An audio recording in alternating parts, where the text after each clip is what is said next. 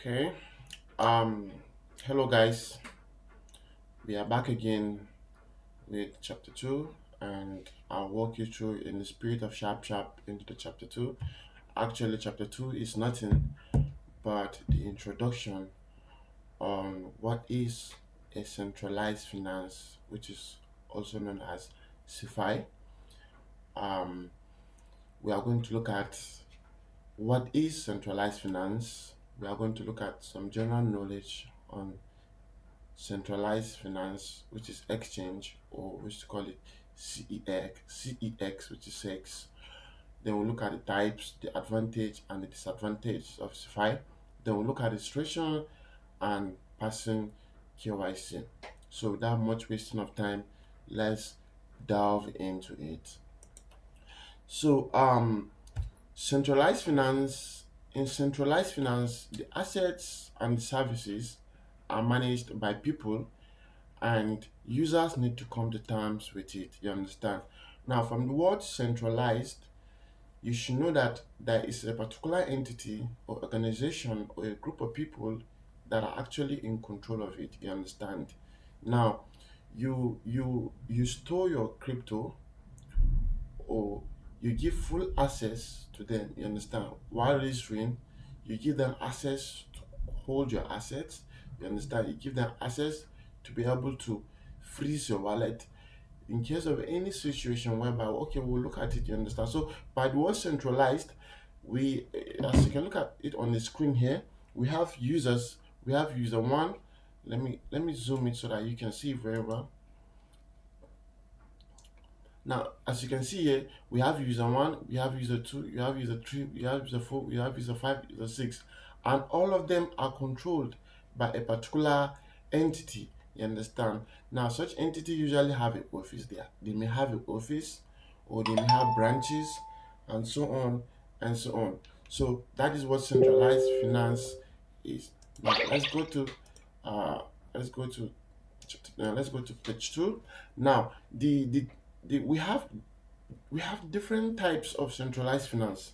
You understand? There are so many. We have different types of exchange, and the reason why we make use of different types of exchange, though they offer the same services, is because of sometimes it's choice, because of interface usage. Maybe the one that interface is very easy for you, you will choose it. You understand? Sometimes we look at the withdrawal fees. Why do we use? Why do you choose to use Binance instead of Bybit? We look at the withdrawal fees. Sometimes the withdrawal fees on Binance are cheap, or if the withdrawal fees on Bybit is cheap, then you make use of it. And sometimes we look at good customer services. You understand? Sometimes Binance customer services is top notch. They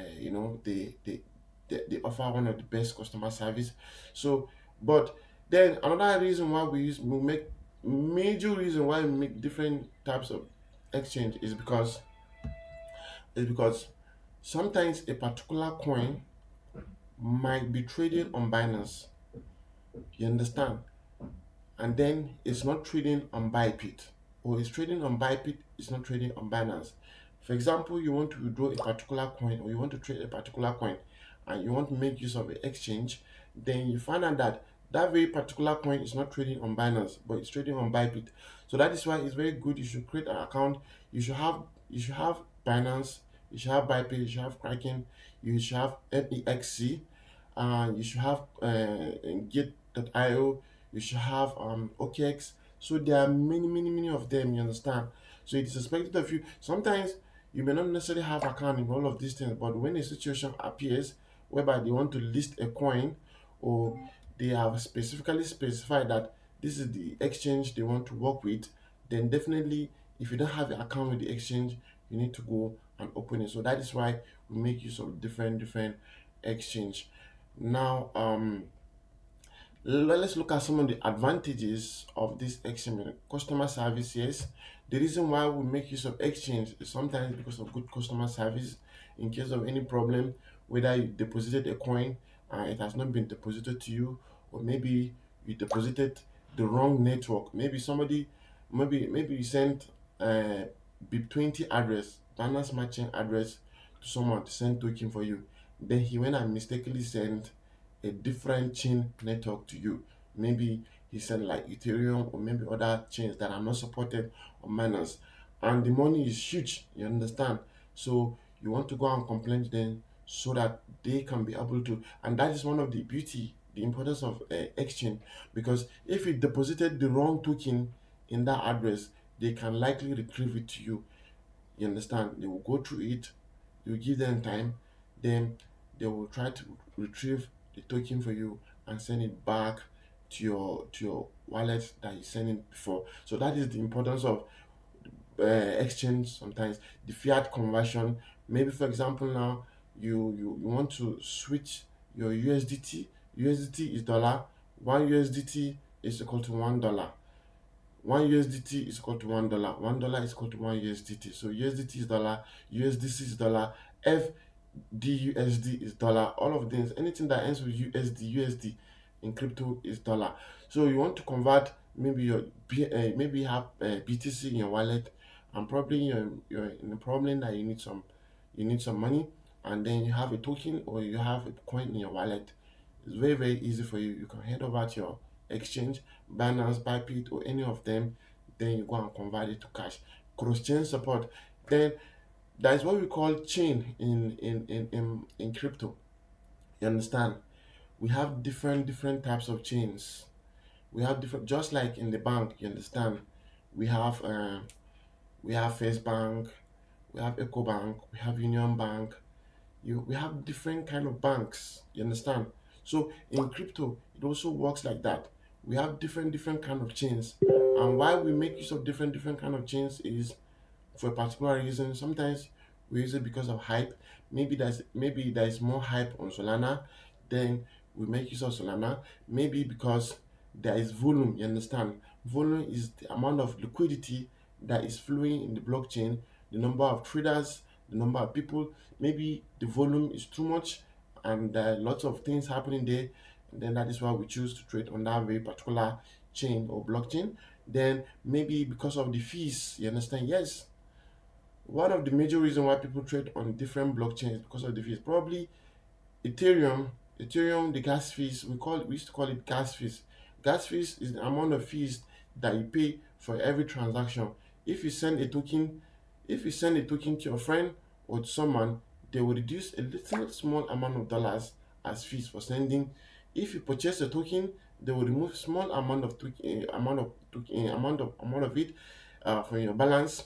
You understand? So that is what we call gas fees. You always pay fees for every transaction, just like in your bank. You understand? When you want to do a particular transaction, when you send 10,000 to somebody, you're not sending it for free.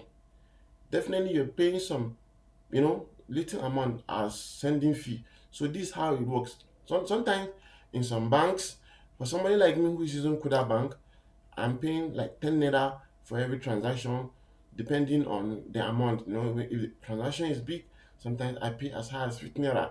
But in some of the traditional banks, for every transaction, you pay like 24 naira, 30 naira, or 15 naira, as the case may be. So you see, it's a choice. Oh, sorry. So why I'm choosing that bank is because it has low fees. So we have different variety of reasons why we trade. And sometimes we trade because of easy to use. You understand? Yes, the blockchain is very easy to use.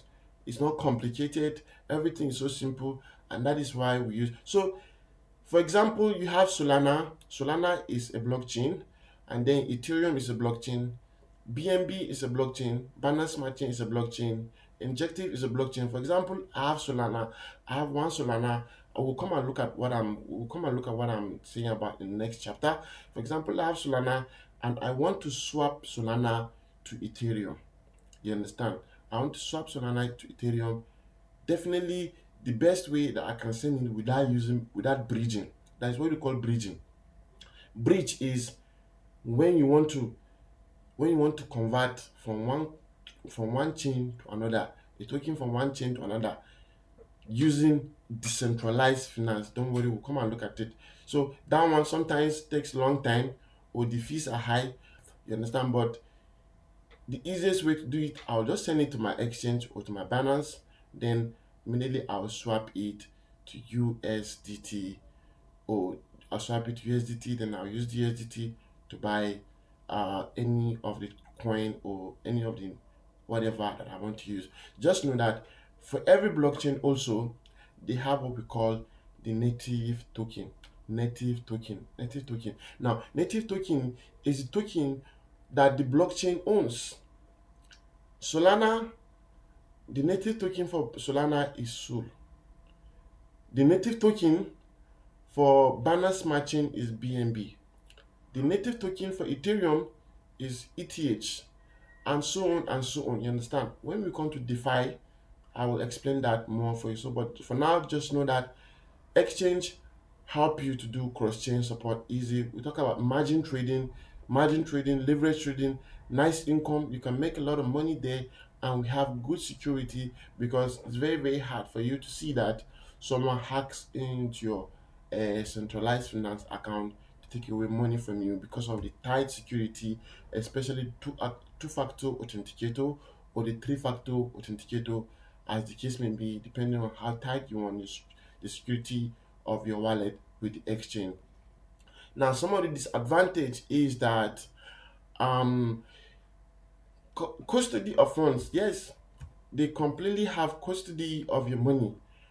You understand? So by so doing that, at any point they can be able to freeze your account. Yes, many times Binance has freezed my account, and I have to provide proofs.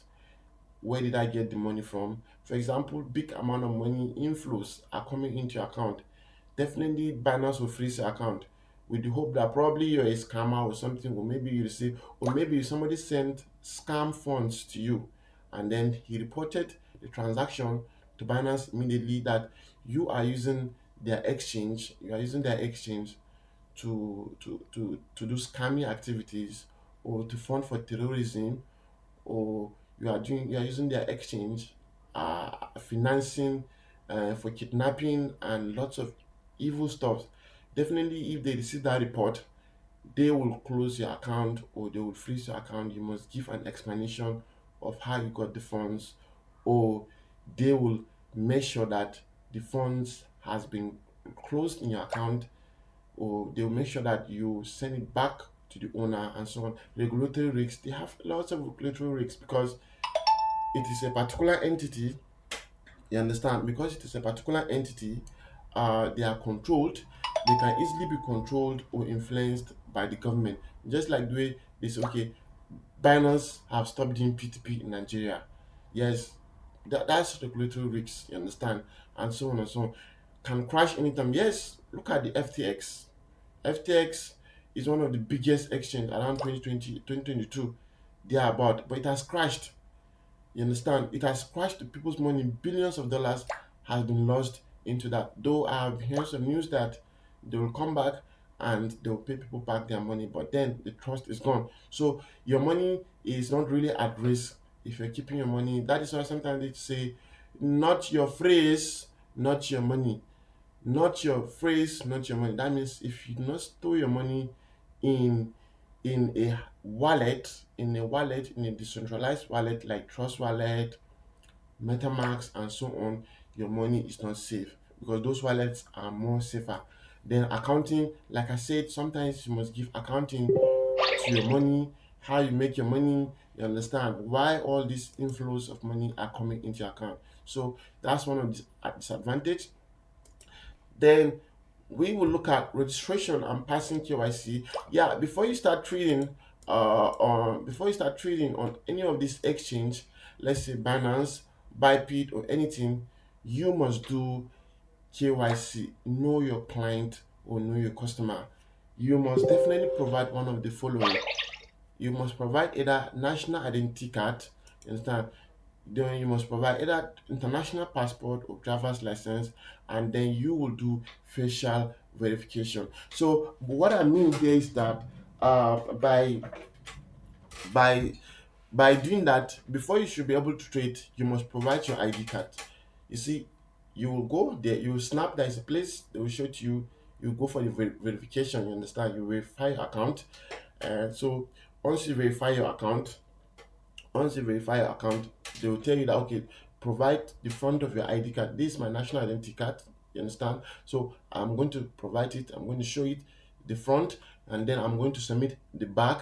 So I'm going to submit it, then they will take account of it. I'm going to use either voters card. Voters card sometimes use, or sometimes you can give a BVN. Yeah, they are safe, no problem. Don't worry, they are safe. Sometimes you can give a BVN or anything for the verification, and sometimes if you have a driver's license, you can give it too, and so on. So the next thing you will provide is they will also take facial. They will do facial verification. When I say facial verification, they will take the pictures, the complete angles of your face like this. The camera will provide it for you. Then you'll be doing like this, you'll be taking like this, you'll be taking like this, you'll be taking like this. All the angles of your face, they will take it on immediately. Once the camera have take all the angles of your face, it will just show you that it is successful. Make sure that your camera is clean and clear. So once they are taking it, then you submit it, and I think it will spend like couple of just, so for some exchange it takes like just 10 minutes. Within 10 to 5 minutes they will verify you. For some it takes like days, you understand, depending on large amount of users they have that they are applying for KYC at the same time. So this is just introduction to the centralized finance. Now the next chapter we will look at is how to trade, and lots more. The next chapter is going to be hot, so stay tuned. Thank you so much.